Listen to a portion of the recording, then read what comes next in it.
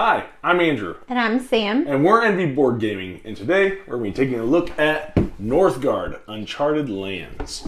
In this game, you're going to be Vikings, controlling territory. It's a deck builder, resource management. New game from, I think, a new publisher as well. And so I'm going to show you guys how to play, and then we'll come back and give you our final thoughts. All right, so Northgard Uncharted Lands is going to be a game for 2 to 5 players. And depending on how long you want your game to last, it's either going to be potentially 7 rounds, or if you want a longer game, you could play up to 10 rounds. All right, this is designed by Adrian Deneau, I hope I say that right, and the art is done by Grosnes, and this is published by Synergy Games. All right, I'm going to do my best to fit as much of what the setup is going to kind of look like. Here at the beginning, it's going to be very small, but this is going to be a very sprawling game. All right, so I kind of compacted everything to fit it on the screen here, but essentially this is what it's going to look like when you go to set up. So I have the setup for 2 players. If you play with a 5-player game, you're also going to have this additional tile that's going to go out here to add some extra space at the beginning. All right, so everybody's going to have their own deck of cards, start player token, their starting resources, and their dice, as well as their Vikings. All right. And what's nice is that you're going to have, now I should say this is the collector's edition, so yours might not look exactly like this. You might have plastic token or little cardboard tokens, but if you have the collector's edition, you're going to have these really nice trays that are going to be holding your cards that you're going to be able to purchase, or not purchase, that you're going to get throughout the game. Each round you're going to get a development card. All right, so throughout this game, what you're going to be doing is you're going to be going through 5 different stages, which I'm going to take you through and kind of show you how to play. But I do want to explain at the very beginning, every player is going to have the option to pick a clan. And for this, there are, I believe, like 6 or 7 different clans. I picked the Stag clan for this teach. You're going to start with one specific clan card, and you are going to shuffle that in, and then you're going to have a couple of upgrade cards that I just showed you that you're going to be able to potentially acquire later on in the game. You'll also have this little player aid card here to explain each of the clan's powers. So I'll go a little bit into the expansions later on, but just to kind of give you an idea of how this game runs a little bit. This is going to be an area control, deck building, resource management kind of game, and the setup is always going to be a little different. You're going to have different cards. You're not going to go through all the cards. You're not going to have access to all the cards every single game you play. So the first couple rounds, the cards you're going to be getting are going to be these basic development cards, and after that you're going to be eventually getting these more advanced development cards, and if you get all the way to the final round, you'll be drafting these little, well, not drafting, I guess, gaining these achievement cards that are going to earn you victory points. But as you can see, there are plenty of other cards, so you're not going to play with all of them even in a 5-player game. You're not going to see everything that this game has to offer in one play, so there is a lot of replayability, not to mention the difference when it comes to asymmetry from clan to clan. All right, so let me go ahead and jump right in, show you how each phase of a year is going to work and how the game is going to end. So the main objective of this game is to do one of 2 things. The first and most primary thing is that you are going to want to control 3 different territories that have large buildings. So over here, you're going to have a bunch of small buildings, and then you're going to have these large buildings. So if you have 3 different territories, each having at least one large building, you will win if you have that at the end of a specific round. So the game could end earlier, potentially. The other way you're going to win is if after the end of the 7th round or 10th round, and nobody has achieved that 3 territories, and they have to be closed territories with large buildings, then it's whoever has the most victory points. Okay, so that's how you're going to win. And so what you're going to do at the very beginning, before you even get started, each player is going to get 3 tiles, all right? And the very first tile you're going to place, you're going to have to go on to one of the sides here of the main board. So let's say I just play this one here, and then with this tile, I will select up to 3 of my Vikings and place anywhere on this tile. So I might want to go here because I really want to be able to get the wood resource later, right? Then the next player is going to go and they're going to place their tile. So let's say they take this one and they decide, I'll come over here, and I don't have extra players' pieces out, but whatever, right? They do their thing. Then it comes back to me. I now have these 2 tiles, and then decide, okay, well, I don't have to connect to this one. I can go anywhere I want. So I could technically go all the way over here if I wanted to, or I might want to expand on one that I already have. Like, oh, this one gives me another wood, and I can build a large building. So as you can see, there are small squares and larger squares for the different size buildings. And there'll even be spaces that have these little like sacred rocks that are gonna be pretty much specific to small buildings. But if you are building a sacred stone, it has to be on that type of space, okay? After you play your 2 tiles and you put out I'll put out another 3 guys, again, anywhere on that tile. This is all 1. And as you can see, they are connected. So all of these guys are considered in the same territory. But that's what you're gonna kind of start with as your setup. Your last tile that you did not place, you'll just shuffle back in. I'm just gonna throw it back on top for right now. But that's how you're gonna set up. Everybody else, you're gonna keep going around until everybody's placed their 2 tiles and set up their stuff, all right? Then each player is going to draw a hand of 4 cards. This may change later on, I'll get into that. And you're gonna just have this hand of cards. So after that, after you do your setup, you draw your cards. I've already done this part, but you're gonna draw, so it has this nice little deck here. You're gonna draw as many cards as there are players. So in this case, if I had a 2-player game, I draw 2 and I set them up here. All right, these are just unrest cards. I'll explain in a little bit what those are. So those are gonna be the cards you're gonna have access to during this year. So on your turn, you're gonna have some options about what you can do on your turn, and it's all going to revolve around the cards that you play. Now, on your turn, you have essentially like 5 options, or 6 options, I guess I should say. So you can play a card. So as you're looking at your cards, you're gonna have different actions, right?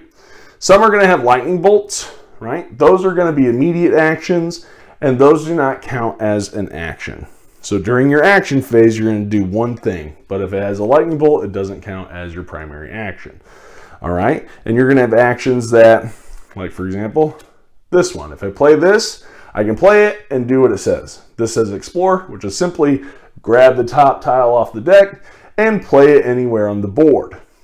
Now, while I explore, if I close a territory, right, so all the borders are in, and there's their own little, obviously you have to place it adjacent to another tile. You can't make like because you have these different borders, they can't just end abruptly in the middle of a territory, right? So there are those placement rules that I won't go into, but they're pretty simple actions that you're going to be doing. So explore, place a tile, build it out. However, if you close off a territory that you control, then you're going to get victory points for the size of that territory. So if my territory spanned over 5 tiles, I would get 5 victory points, 1 point for each tile that my territory consisted of, right? So that's one way that you're going to be scoring victory points through your exploring. All right. Now, another thing that you can do if you don't want to play an action, you can do what's called wait, where you're going to play a card, but you're not going to activate it, right? Because you always have to take one action, and the way this game is going to work is you're going to keep going around the table until everybody has passed, all right? So maybe you don't want to use the action, but you also don't want to pass because then you lose all your cards and it's the end of the round and you don't get to do anything but wait for everybody else to be done, right? So you can play a card, not do the action, and then that's the end of your turn. Another thing that you can do is called replace a card. So you can either play a card and spend what's called a lore token, and instead of activating the card, you can draw a replacement. So you don't like this card, I don't want to play it, I play that, I put that down, I play a lore stone, I get to draw a replacement.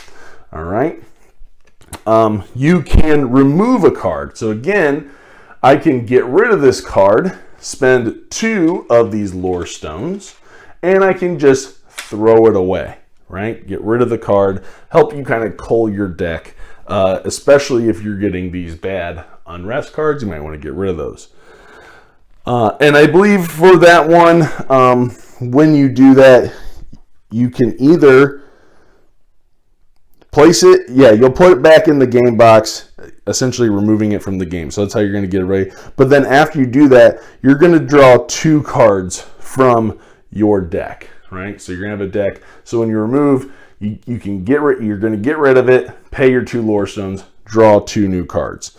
The replacement, you can, pick a card from your hand and place it into your active area without resolving it, and then you're just going to draw 1 card. So that's the difference between those 2. Okay? The next thing you can do is called an upgrade. So again, I'm going to play a card. I'm not going to do its action, but if I spend 3 of these lore stones, right? And I can either play this and not do the action, or I can actually remove it from the game and still spend those. And what that's going to let me do is I can purchase a upgrade that I have, right? Whether that be a clan upgrade, or as we'll talk about later, you might have hero upgrades. And when you get these, you automatically pick the one you want and you take it into your hand so that you can use it on subsequent turns. All right. And then the last thing you're going to be able to do is simply just pass. All right. So you're going to take all the cards you played, any that are left in your hand, put it in your discard pile, and you're going to choose one of these development cards. Now, whichever one you choose is going to go face down on top of your deck. So it'll be the first card you draw for the next year. But that is essentially how your turn is going to go. And as you're going, you're going to be moving your Vikings around on the board. I'll move this a little bit more center. All right. I'm going to be exploring. I'm going to be moving around on the board. And you're going to have you'll be able to upgrade your movement essentially. So at the beginning, you're only going to be able to move 1 space, which is going to be taking any number of units and crossing one of these white dotted lines that are adjacent. Simple movement, right? So I can move 1 guy, or I can move all 6 of these 1 space if I use my move action. All right. I already explained the explore. Okay. Another one that's going to be easy that you're going to see is going to be this icon here, which is going to be recruit, where you're just going to take one of your characters and place them in a territory that you already control. Now, some cards might say later you can place it in a neutral zone. And if it breaks the rules on the card, then just follow the card. You don't have to listen to the basic rules of the game.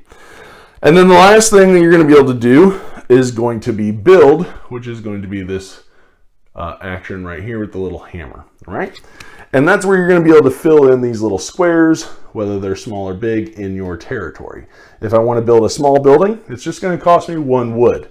And these buildings are going to give you a number of benefits. You might produce extra goods like wood or apples, and we'll talk about why those might be important. You might want to build a defense tower in case you get attacked and kill off some enemies.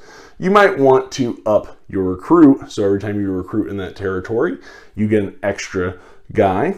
Or you might really want to develop those lore stones and getting this sacred stone, which is what we talked about with those specific spaces that have the stones already printed on the map. They have to be built in those specific locations. So each of these buildings are going to cost you 1 wood, and that's it. And you just have to put it in a territory that you control. Okay. If you want to build a large building, it's going to cost you 3 wood. And again, these are going to have some benefits. For example, you might get 2 extra strength for combat. You might get to draw an extra card at the beginning of each year, or you could potentially get 3 victory points during the harvest phase, which we will talk about. All right. And those are also obviously what's going to lead to potentially winning the game, getting those 3 large buildings. But that's what you're going to do to build if you take that action. The only other action that I haven't shown you is, let's see, I don't think I have, I'll show you right here. I'm sure it's on one of these cards. You're going to see a symbol that looks like that. And essentially all that means is read the bottom of the card. It'll tell you what to do, and that's your action. So that's how that's going to work. All right. So after you played your cards and done your actions, you are going to then go into harvest. All right. And this is where you're going to earn victory points. So if you control a territory, for example, let's say I was here, right? Let's say this is what it looked like. I would get victory points for closed territories that I control. Now, if the territory consists of only 1 or 2 tiles, I'm only going to get 1 glory for that territory. However, if that territory contains 3 or more tiles, then I'm going to get 2 glory. So that's how you're going to get victory points there.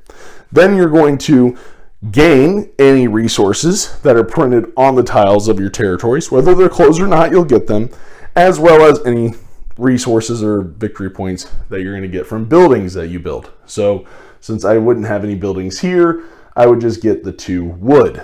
All right. So after you collect your resources, then there's an opportunity for you to trade, right? So you can exchange any number of resources that are 3 to 1. So I can get rid of 3 wood for an apple, vice versa. And with the lore stones, that's all included as well. So you can do that during the harvest phase there. Then what you're going to do is you're going to go into the winter phase. So winter phase is where you are going to pay resources for your Vikings, right? You got to be able to feed them, you got to be able to take care of them, or they're not going to be well rested in order to battle. So depending on how many guys you have, that's going to determine how much you have to spend. So if I have 4 to 6 guys, it's only going to cost me 1 apple. But if I have 7 and 9, it costs me 2. And if I have 10 to 12, it's going to cost me 3 apples and 1 wood. And if I have 13 or more, it's going to be 4 apples and 2 wood. So you're going to have to pay those resources and manage them in order to make sure that you have a strong, well-fed army. And if you cannot pay them, that's when you're going to gain one of these unrest cards, which are worth -5 points at the end of the game. All right. And they're just going to bog down your deck. Okay. And that's how a year is going to work. All right. That's kind of a quick snippet of what the game's going to look like. But one thing I will cover before we go back up top and give you guys our final review is I want to talk a little bit about combat. Now, I'm going to go ahead and grab out another clan for this so you can kind of understand what this is going to look like. All right. So let's say I have red here and blue. So let's put red over here. Let's say they have a tower, a defense tower. Let's say they just have 2, right? And you have 3, or let's say I have 2 blue. Let's go with 2 blue. Let's hope this all works out. So the way this is going to work, right, is let's say blue takes a move action and they move their 2 guys into my territory. All right. So as soon as they move in there, combat's going to be initiated. And what's going to happen is the attacker, you're going to see who has how many axes. And for each guy, they're each worth 1 axe. So right now, blue has 2 versus red, who has 2. Then the attacker is going to have an option to spend apples. Okay. So you can spend as many apples as you have Vikings. So in this case, blue has 2 Vikings. He could spend up to 2 apples. For each apple that he spends, it will equal an extra axe. So potentially giving him 4. Let's say he wants to spend 1 apple. So he has 3. Then red will have the option to do the exact same thing. Red will say, okay, I'll spend 0. I don't want to spend any, right? So it's now 3-2. So then the attacker is going to take their combat dice here, and they're going to roll it, all right? And they get to choose, do I want an axe or do I want a skull? Okay, if you pick a skull, that means you're going to kill one of these Vikings, but you might not necessarily win the combat. So let's say they go, okay, I'm going to take the axe, right? So that means they're going to be up to 4. Then red's going to have their chance. They're still at 2. They're going to roll this, and they're going to say, I'm going to take the skull, right? So then they're going to tally up their axes, right? Red still has 2. Blue now has 4, right? 1, 2, he spent the apple, and he took that one. So 4-2. So blue would potentially win this. However, after you've calculated the axes and the strength, you're then going to take any casualties. So here, with the defense tower, there's a casualty, and red chose to take a casualty, meaning these 2 blue Vikings have been killed. And you can't win if nobody's on the board. So if all of them have been wiped out, regardless of who has the most axes, red is going to win that combat. Now, however, let's say that red chose an axe, right? It would still be 4 for blue, but then 3 for red. Red would still get 1 casualty, killing off 1 blue guy. However, blue would still win. He still has 1 on there. The death of that Viking does not affect the axes. So it's still 4-2. And blue would now control that territory, and red would have to retreat. None of them would die. They would just have to retreat to a friendly or neutral territory that is adjacent. All right? So that, if possible. All right? So that's how combat's going to kind of work. It's not necessarily super detrimental. You don't get any victory points from fighting combat, but a vital part of the game to know, because in a lot of these games, you know, people are worried, oh, if I lose a battle, it's going to be detrimental to my guys and how it's going to work. But that's what combat's going to look like in this game. All right? So you're going to keep going each round, getting these cards, and whoever has 3 closed territories with the large building at the end of a round, they're going to be the automatic winner. Or if there's a tie, it's whoever's going to have the most victory points. Or if nobody completes it at the end of the 7th round, then whoever has the most victory points is going to win. That's a pretty, I hope, relatively quick little summary of how this game is going to work to give you an idea. Let's talk real quick about the expansions. All right, so for the expansions, you're going to have 2 here. You're going to have the War Chiefs and you're going to have the Wilderness. Let's jump into the War Chiefs real quick. So what this is going to do is just add some more asymmetry. Now you're going to get these sweet player boards that are really nice, and nice little clan boards that come together really quickly and always have a reminder of what your clan power is. And it's going to give you a corresponding war chief with its mini that's going to have his own specific ability, as well as their own upgrade card for that character. So that's really neat. You're going to get these little standees, and that's all it's going to add. You're going to add in these cool minis for your leaders that are going to change up the game a little bit, and you're going to have this really nice, in my opinion, I really like these player boards and how they go together with all the information on it. Absolutely awesome. So love that. So that's what you're going to get from the War Chief expansion. Now, with the Wilderness, and the one thing I didn't really discuss because I figured I'd talk about it, is going to be creatures. So with the Wilderness, it adds a whole bunch of new creatures as well as new tiles that apply to those creatures. Now, in the base game, you're going to have some creatures available to you that you can include. It's just an added module. And these creatures are going to pop up on certain tiles that have these little creature icons on them, and they're just going to kind of mess with your gameplay. They might block you from being able to harvest tiles. They might become aggressive and fight you, and who doesn't want to play with a really cool Wyvern mini? But as you can see, there is a number of different creatures here that you can battle that are going to give you victory points if you go and fight them and kill them, that kind of stuff. All right, I won't go too much into that. You can explore those on your own along with the creature module. But yeah, those are what's going to come in the expansions, and that's how you're going to play. So let's go ahead and take it back up top and give you guys our final review.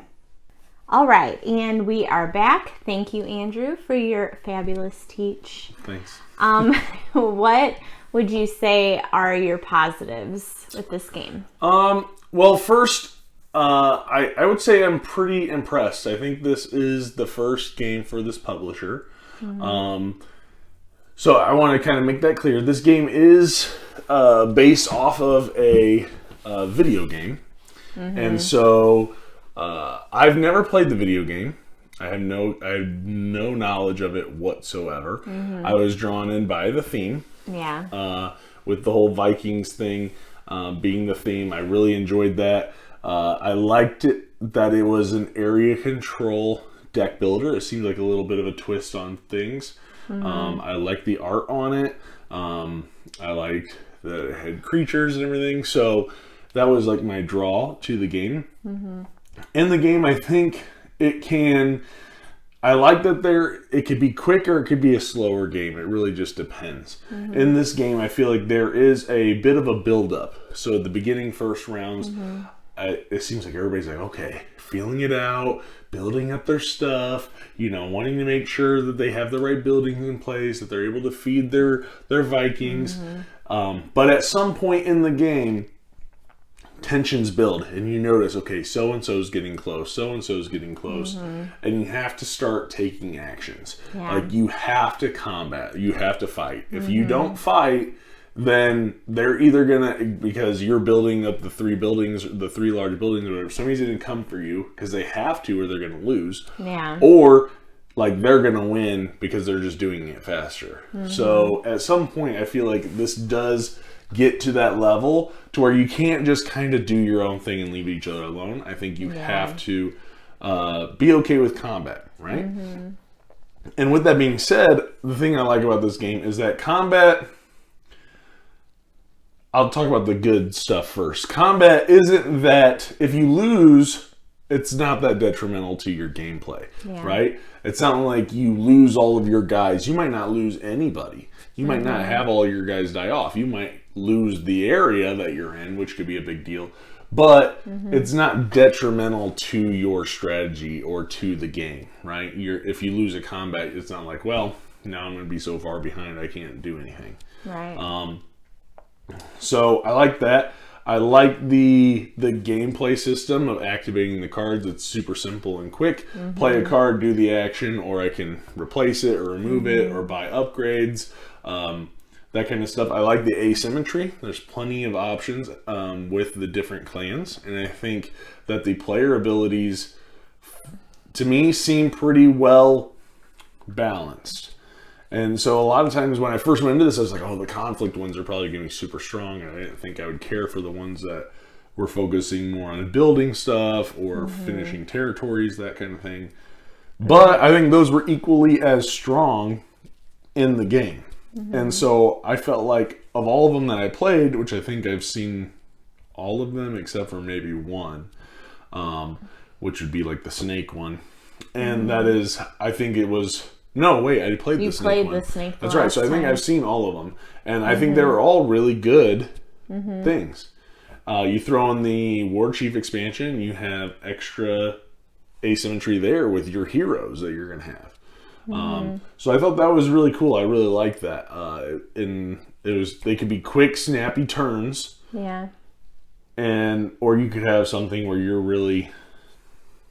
you got your little lightning bolt actions. But I thought the turns were relatively quick. They were, yeah. And everything looked nice on the table. It had a great table presence. They even had two different kinds of Vikings for each. Like you had a female and a male Viking, but they went the extra mile. I'll kind of wrap up my positives because I do have quite a few.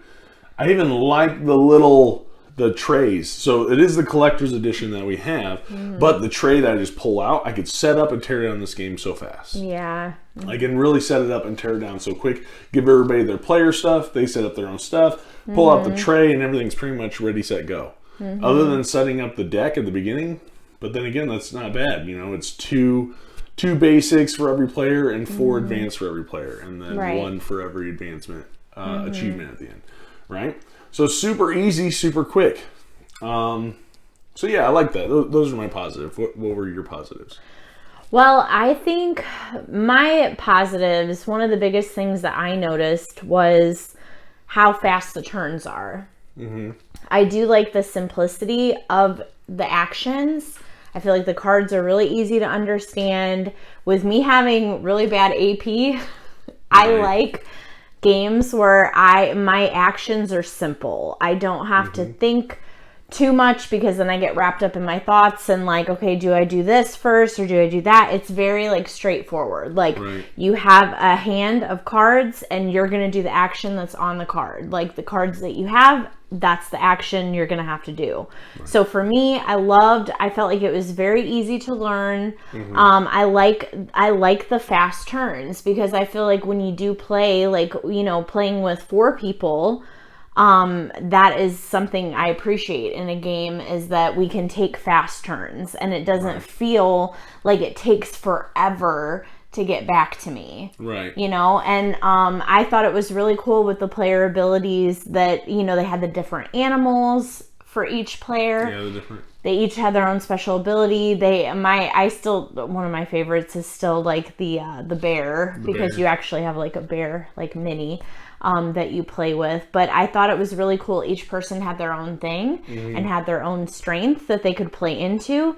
And I am not really much for like area control type games, but I liked this. And I think, you know, and I think we talked about this before, I'm not a big confrontational combat person in games. I don't like to really fight. I like to do my own thing. I like to interact, but I feel like when I do fight in games, like there is a potential for you getting very hurt and you losing things. And so you already talked about that, how it doesn't hurt you really that bad. So it kind of made it fun, you know, because it's like, I'm just gonna try to fight you, you know, just because I don't want you to win, or I don't want you to have that space. And then I'm not like worried that something awful is going to happen, you know, like, so that, I feel like that was definitely a positive for me, in the sense that I don't really like combat type games, but this one I did. And it kind of changed, you know, just my perspective on combat in games. So it made it more like fun. So yeah, and I think I liked the artwork. I feel the artwork is cool. You kind of mentioned it when you were talking about the actions, but the iconography is so clean and so simple and easy to understand. And even the cards, like if they're a special card, it doesn't have a ton of text and it's super clear to follow. Yeah, and that's another thing. I feel like it's a good game for like people that don't play very many board games, because of it just being straightforward, you know, because the iconography could get confusing in other games, but this one was not. So and I like the tile placement too. Of course, it's like a huge thing for me, is I love tile placement and exploring, and it's cool because it's like you can explore, but you're exploring, you're gathering your, like, you know, essentially your resources and stuff. But unless you have the creatures, that's always interesting when you explore. If you have the creatures, because it might not be as enticing to just go and explore. Yeah, seriously. And it is very different. And so, like, when we played, like, with Nick and Vic, and we didn't play with the creatures, I was like, oh, I kind of wish the creatures were out. Because, like, I mean, they make it more difficult. Yeah, they really kind of impose their will and really can mess with your game plan. Which I like. And that's just a little module that you can throw in, which I mentioned during the teach. But yeah, so how about negatives? Any negatives that you have for the game? Or do you want me to go first? You go ahead and go first. Okay. So my negatives for the game is, I think when it comes to the combat, I like that it's not super detrimental if you lose. However, unless you're taking over a territory that is super beneficial, which I guess, like, you should, but if I'm taking over just like a little tiny thing because I have to get through it in order to get to the next it's not very rewarding. You know, I might get 1 or 2 victory points per harvest round, so you'll get them there.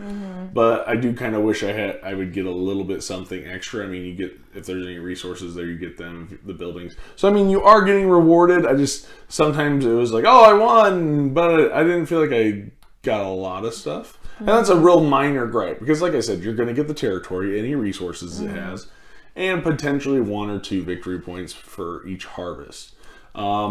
Sometimes you are kind of, decisions can be kind of put on you. So like in the last game that we played with Nick and Vic at 4, you know, Nick could have ended the game like after round 4. He had 3 large buildings and nobody went and fought him. And I was like, I essentially abandoned all of my land to go in and get him because he had this crazy defense in there, just to push him out so that he didn't win that round. Because it's like, well, we can end it and he's gonna win, but you know, I gotta do something, otherwise, you know, I'm definitely gonna lose.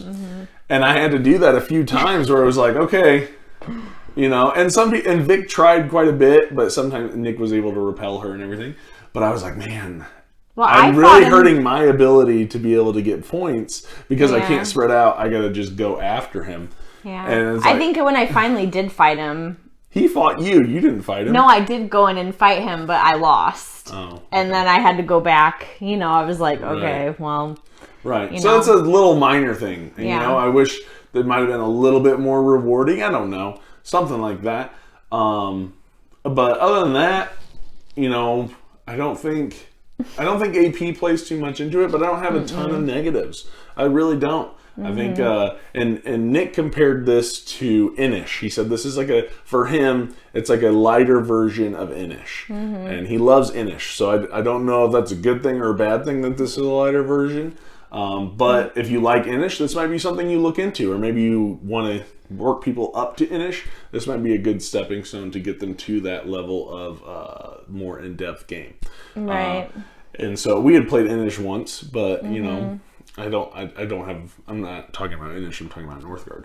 But yeah, so that was my only negative.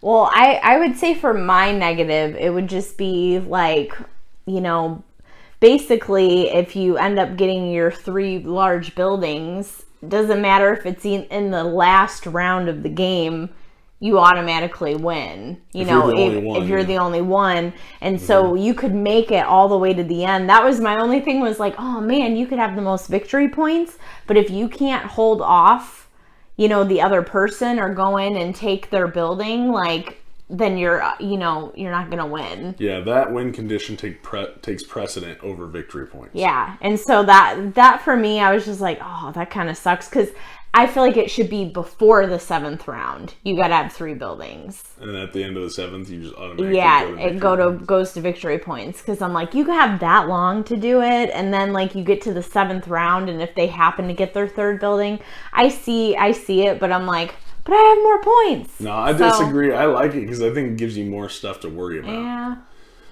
True. I guess a little other, at least I don't think it's a negative, but something to be aware of. The deck building is really minor. It's real small. You're only going to get 7 cards maximum, even minimum. I mean, you're going to get 7 new cards in your deck. So you start with 7. You have your basic 6 plus your clan card. You could potentially get a couple extra upgrade cards, and you're going to draft essentially 7 if you make it to the end of the game. So you're not building up crazy decks, which again, I think that might be fine.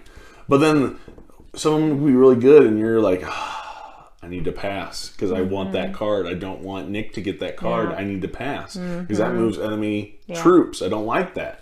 And so I like it. I think there are some really enticing decisions to be made.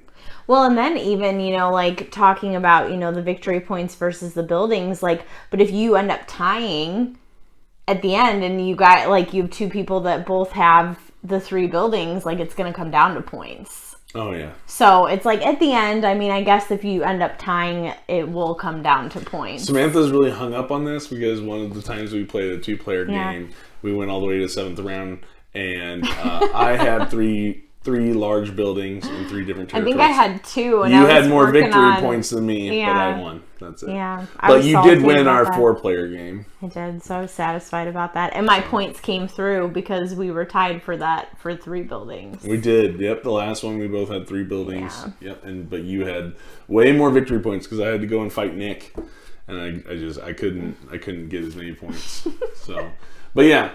So that was so let's go ahead and jump into final scores. Okay. What would be your final score for Northgard Uncharted Lands? I would give it an 8.5. An 8.5, really? Okay. Yeah. Nice. Yeah. I liked it. That's good, and that comes. I think that's pretty good to know from somebody who doesn't like conflict games, or you like you even said area control games. So that's good.